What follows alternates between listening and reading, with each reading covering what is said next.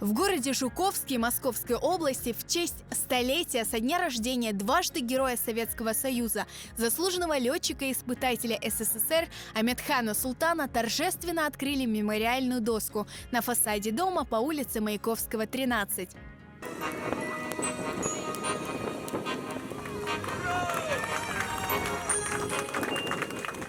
В этом доме с 1958 по 1971 годы жил летчик АС. В Жуковском Аметхан Султан больше 20 лет работал в летно-исследовательском институте имени Громова. Его имя носит одна из улиц города.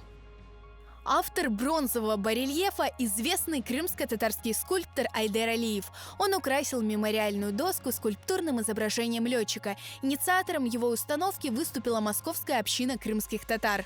В этом году мы переживаем знаменательное событие. 100 лет со дня рождения дважды Героя Советского Союза, заслуженного летчика-испытателя СССР Аметхана Султана. Это человек – гордость всей страны, нашего народа. Соответственно, мы приняли решение Московской общины крымских татар, как увековечить его имя, как поучаствовать в этих событиях.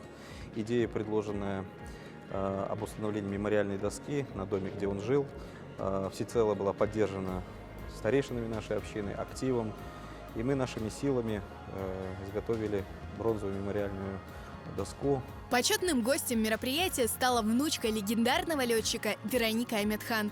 В нем также приняли участие представители дагестанской и крымско-татарской диаспоры и глава города Жуковский. Сегодня в городе поистину знаменательный день.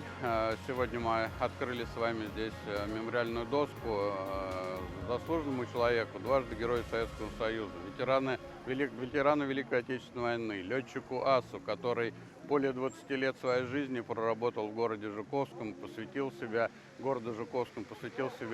авиации, испытанию самолетом. Память о нем в сердцах горожан, в сердцах наших заслуженных летчиков, в сердцах всех наших авиаторов и градообразующих предприятиях навечно останется в наших сердцах. И открытие такой доски – это одно из значимых мероприятий для того, чтобы мы нашему молодому поколению могли показать, какие люди жили в городе, работали, чтобы они помнили о тех геройских поступках, которые совершили, о том мирном небе, которое они нам подарили. Среди гостей коллеги Аметхана Султана, которые работали вместе с ним. Они вспоминают летчика как мужественного и бесстрашного, но в то же время жизнелюбивого и веселого. С Аметханом Султаном я, конечно, был знаком, потому что мы работали в одно время в летно-исследовательском институте.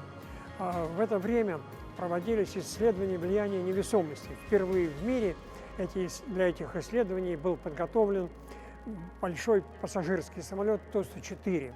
И Аметхан Султан управлял этим самолетом как первый летчик, как первый пилот. Неоднократно, много раз мы летали с ним, можно сказать, вместе. Что он был удивительно энергетически как-то насыщенный человек. Он был наполнен энергией сильной, мощной.